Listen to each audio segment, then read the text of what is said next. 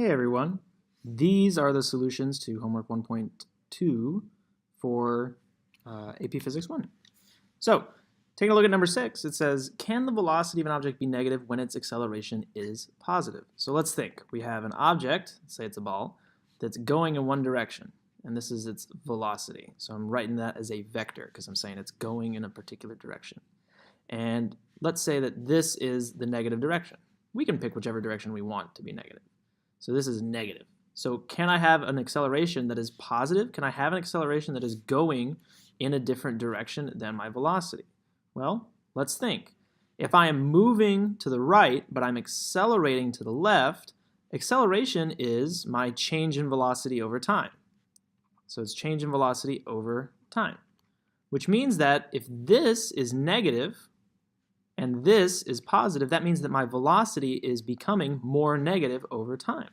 So what that translates to is, over time, after some amount of time passes, my velocity will get smaller, right? This is my change in velocity for some interval of time. So if I have a negative velocity while I have a positive acceleration, then that just means that my object is slowing down. So, question answered. So can I have a velocity that's negative with a positive acceleration? Absolutely. If velocity and acceleration are opposite signs,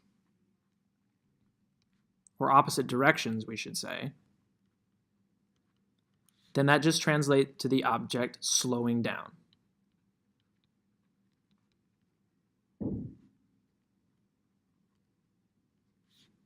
So there's my answer. Now, vice versa just implies the opposite. What if my velocity were positive and my acceleration were negative? We can use the same picture, right? We just say it's positive. The exact same thing would be true, right? It's just like looking at this from a different side. So, if they're in opposite directions, objects will slow down. For question 16, it gives us this graph of position as a function of time. And it's asking me to describe in words the motion of this object in terms of velocity and acceleration or whatever you want to use. So the hint that it says is try to duplicate the motion by walking or moving with my hand. So I can do this in real time since I'm a video. So let's look at this one section at a time. So I'll say, all right, this looks like a section because it looks like it's a straight line until it gets to about, we'll say 20 seconds. So this chunk right here, I am moving where my position is changing at a constant rate, right? So for this section, I have a constant velocity. So my velocity is constant because I see that this is a straight line. Because x of t is, so if it's a straight line, we say that's linear, right? So velocity is constant because this is a straight line. And if velocity is constant, that means I'm not accelerating. So that means that acceleration is 0 for this section. Let's change colors and talk about the next section. So let's see. This looks like it's a kind of parabola going up till, actually over here it looks like it starts going down. So maybe we'll make a little check right here. So this section, we'll do it in light green here. Let's see, what happens? Well, all of a sudden my object seems to move a little faster. So instead of just going like this, it moves a little faster. So what does that mean? That means that my velocity in this little part increases. So how do I know that? That's because my position over time graph, and we'll just say it in simple terms, curves upward. So if my velocity is increasing, that must mean that my acceleration is, well, let's see, I'm going in the positive direction, so we'll just say that acceleration is positive. So my velocity increases because my graph curves up for this section, and since my velocity is increasing, that means my acceleration's positive. So let's change colors one more time, and this next section just kind of looks like a parabola going like this until about, I guess about right here, because it looks like it starts to curve up again. So this section, I am going pretty quickly, and then I slow down, and then it looks like I stop for a second because I get to the 20-meter mark, and then I turn around and start going back the other way. So I actually go in two directions for this particular section. So to make this a little bit more clear, let's see what's going on. So my velocity, which is related to slope, actually decreases down to 0. So right here at this point at the top, my velocity is 0 because my position stops changing. So my velocity decreases down to 0, and then, I go in the opposite direction. So my velocity actually turns up going in the opposite direction. So here my velocity is greater than 0. At the top here, my velocity is 0. And then after that, for this next segment, my velocity is less than 0. So my velocity is actually decreasing the whole time. And I know that because my x of t graph curves downward. So this whole section, I'm curved downward, right? And what does that tell me about acceleration? Well, because my velocity is decreasing this whole time, that means my acceleration this whole time must be negative. So the last little bit, and we'll use orange, I think, for this little segment right here, I can see that it's curved upward. And what does that mean? Well, that means, if we look at what we've written already, that if it's curved upward, my velocity is increasing. All right, now we have to be a little careful, right? So this means something very specific, right? My velocity is increasing. So my velocity is negative, but it gets more positive. Right? My slope is very negative, but it looks like my slope is getting a little bit closer to 0 as I curve up. So my velocity is increasing, and I can tell that because my graph curves upward. And therefore, again, since my velocity is increasing, my acceleration is positive. So you can kind of see some of the tricks into telling how a position graph relates to velocity and to acceleration based off of how the slope of this graph changes. So for question number 55, we have a large graph here, and specifically this is a graph of velocity as a function of time. So we have to be careful because now we're dealing with a graph of velocity. So the first part here says, at what time was the velocity the greatest? So because this is a graph of velocity, then I can just look at this graph and say, all right, when is the value of it the most positive? Right? So we do need to make sure that we know that greatest means most positive.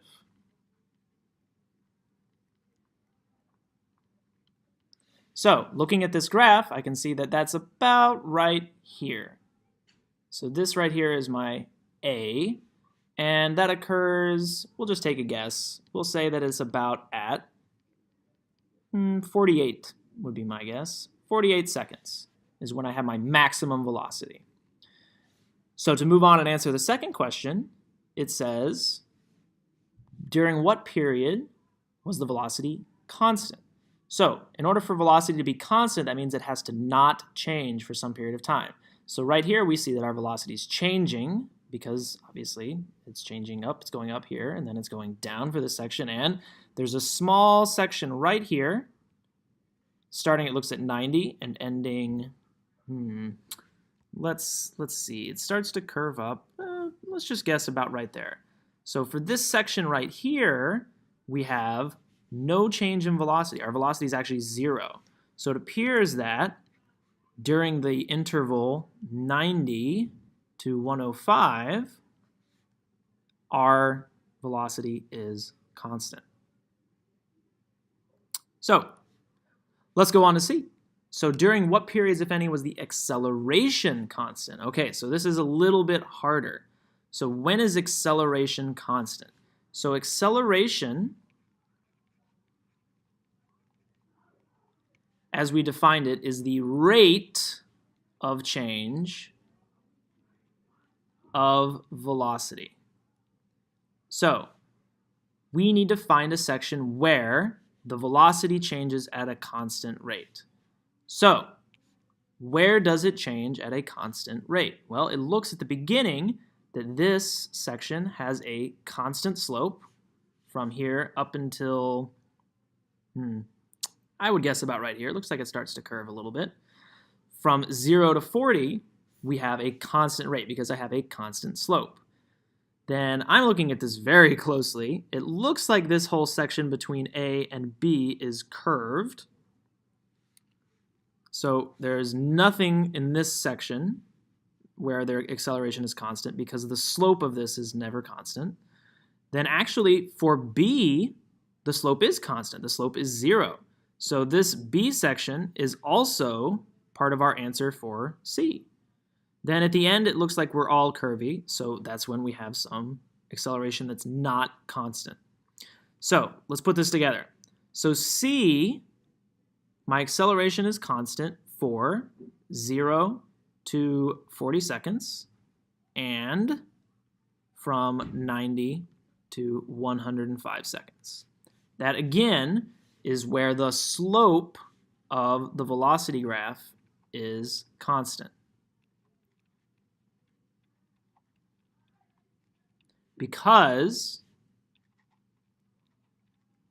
we're looking for acceleration, which is from the slope of the velocity graph. So when is the acceleration the greatest? So by those same tokens, right, acceleration is essentially how curved a velocity graph is, right? So the more curved, or the more curvature, I think is the noun, the more curvature, the larger the acceleration.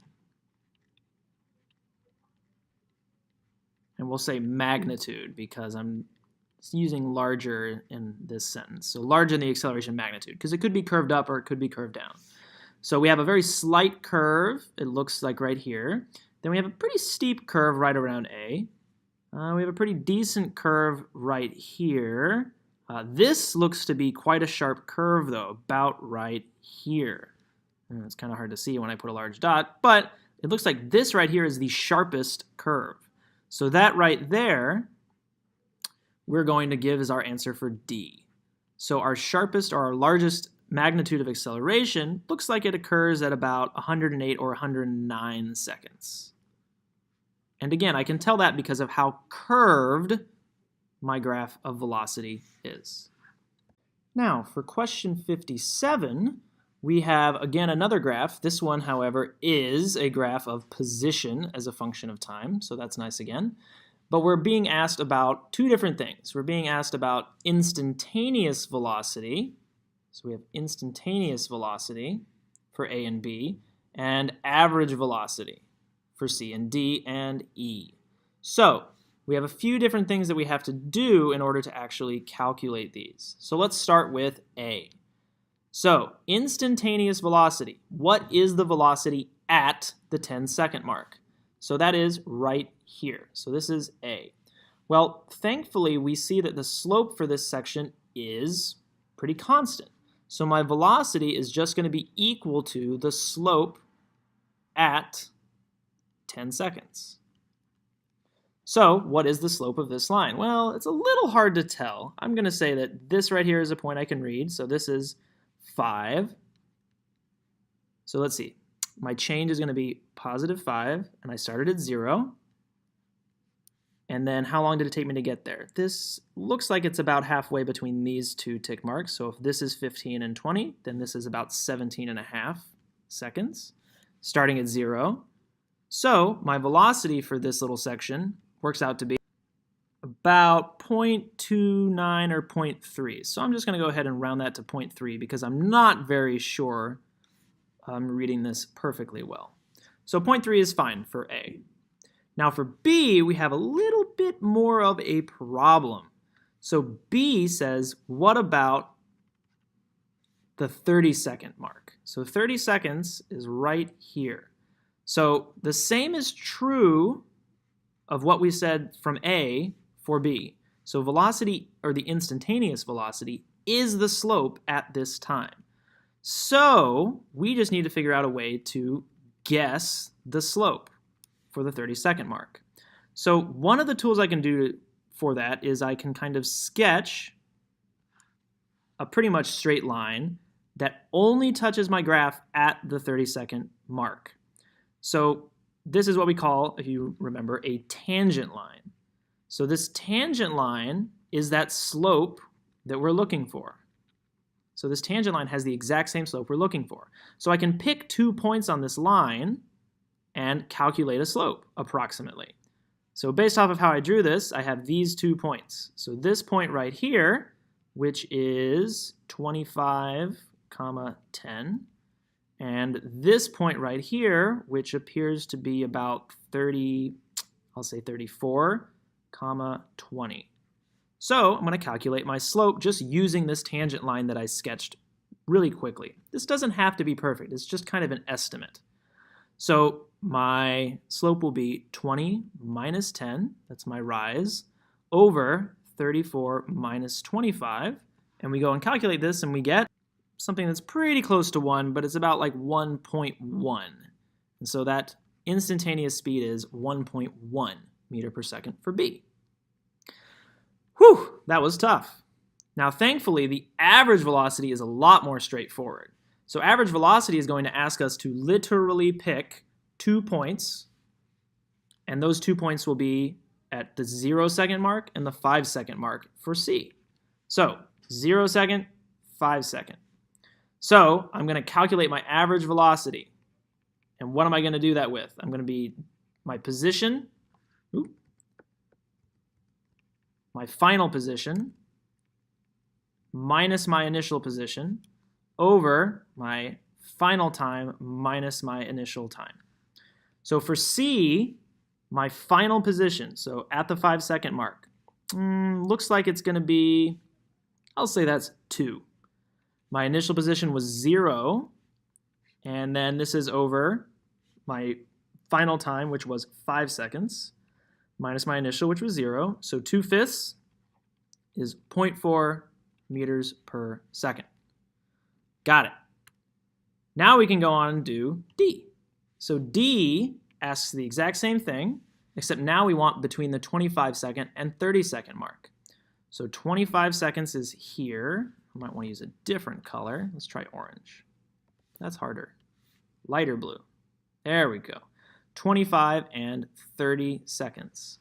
So for this one, I'm going to do the exact same formula I just used for C. Final minus initial position over final minus initial time. So my final position right here occurs approximately at about, let's say 16. Minus my initial position, which is approximately, I'll say 8. All over my difference in time. So I have 30 seconds minus 25.